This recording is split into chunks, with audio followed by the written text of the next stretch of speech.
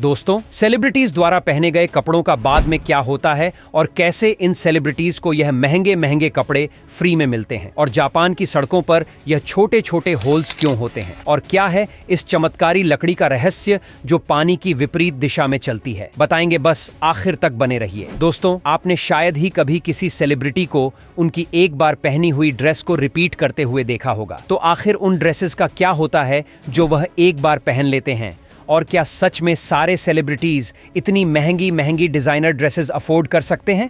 तो दरअसल उनको यह ड्रेस अफोर्ड करने की जरूरत ही नहीं है, क्योंकि उनके पहने जाने वाले सारे ड्रेस ज्यादातर समय लोन पर लिए गए होते हैं, और ये लोन पर कपड़े उन्हें देते हैं बड़े बड़े फैशन डिजाइनर्स। लेकिन क्यों?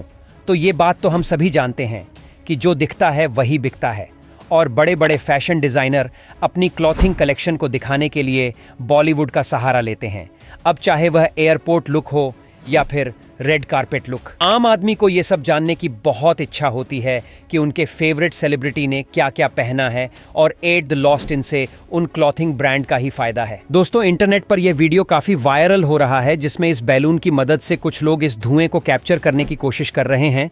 लेकिन आखिर ये लोग ऐसा क्यों कर रहे हैं? तो जैसा कि हम सभी जानते हैं कि किसी भी चीज को जलाने से कार्बन डाइऑक्साइड, कार्बन मोनोऑक्साइड और सल्फर डाइऑक्साइड जैसी बहुत सारी जहरीली गैसें रिलीज होती हैं, जो हमारे लिए और हमारे वातावरण के लिए बहुत नुकसानदायक है। इसी चीज से बचने के लिए इजराइल के साइंटिस्टों ने ऐसे बलून्स बनाए हैं जिन्हें आसमान में छोड़कर वह आसमान से CO2 और उसी के साथ साथ बाकी हानिकारक गैसेस को इकट्ठा कर लेते हैं, जिसे वो बाद में कंपनी को बेचकर क्लीनिंग प्रोडक्ट के लिए सामान बना सके। दोस्तों, जापान की सड़कों में आपको ऐसे छोटे छोटे होल्स देखने को मिल जाएंगे जिसमें से लगातार थोड़े थोड़े समय में पानी आता रहता है।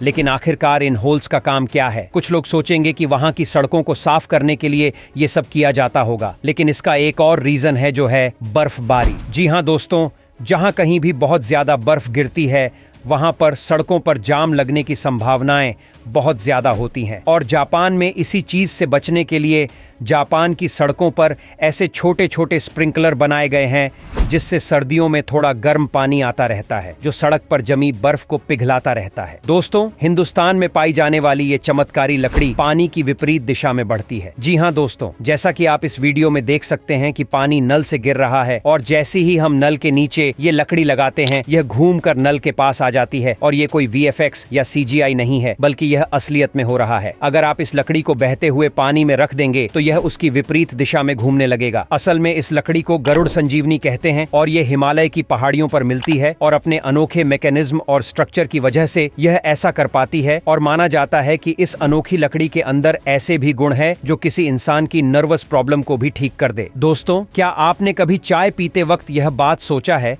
कि जब चाय की पत्तियां हरी होती हैं तो हमारे घर की चाय काली क्यों हो जाती है? आइए जानते हैं। तो सबसे पहले गार्डन से चाय की हरी पत्तियों को तोड़कर फैक्ट्री ले जाया जाता है, जहां सभी पत्तियों को सुखाया जाता है। फिर इन सूखी पत्तियों को रोलिंग मशीन में डालकर उन्हें घुमा घुमाकर बहुत ही बारीक किया जाता है। फिर कटिंग मशीनें में इन पत्तियों को कई बार और काटा जाता है, जिससे सभी पत्तियां लगभग दानेदार हो जाती हैं, और बाद में इन्हें फिर से मशीन में डालकर सुखा दिया जाता है, जिससे चाय की पत्तियों का रंग काला हो जाता है।